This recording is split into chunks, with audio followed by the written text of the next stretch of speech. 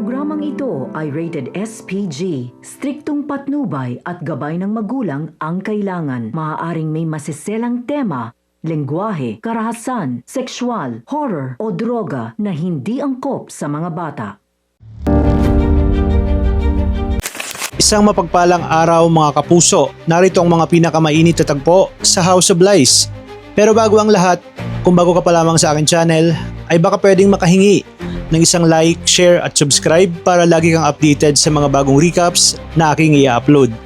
Kasabay ng gulong kinakaharap ng pamilya Torrecampo, si Paulo muna ang umaalalay sa kumpanya nilang unti-unting bumabagsak dahil sa mga iskandalo. Pero habang pilit niyang inaayos ang lahat, mas lalo namang nagpapasakit ng ulo itong si Aldrin.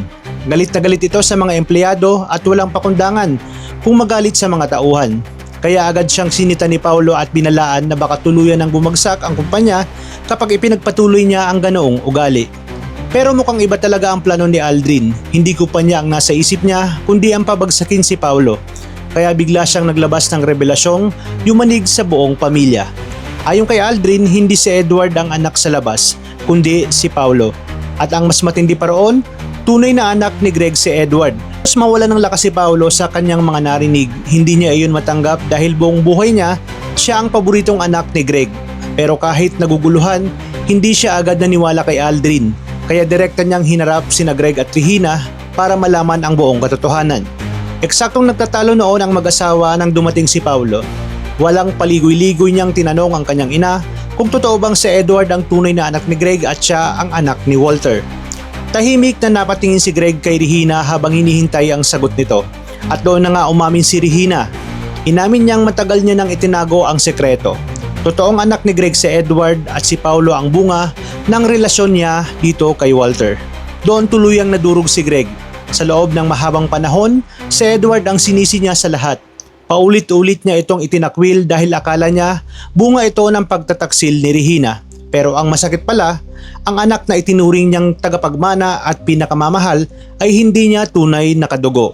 Sa sobrang galit ni Greg, halos masakal niya si Regina. Mabuti na labang ay agad na umawat itong si Paulo kahit siya mismo ang nasaktan sa revelasyon. Pinili pa rin niyang protektahan ang kanyang ina. Sinabi pa niya na handa siyang umalis sa pamilya Torrecampo basta wag lang saktan ni Greg itong si Regina.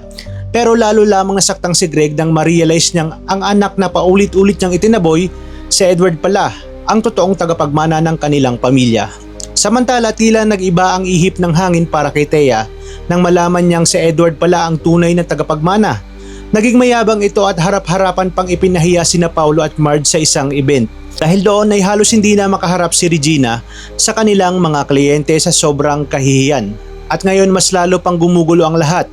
Ang tanong ay mapapatawad pa kaya ni Greg si Edward matapos niyang malaman ang buong katotohanan? At kakayanin kaya ni Paulo na iwan ang pamilyang buong buhay niyang ikinilala bilang sa kanya? Talagang kapanapanabik ang mga susunod na kaganapan sa House of Lies. Kaya naman tuloy-tuloy ang pagsubaybay dito. Maraming salamat sa inyong panonood. Pagpalain tayong lahat, mga kapuso.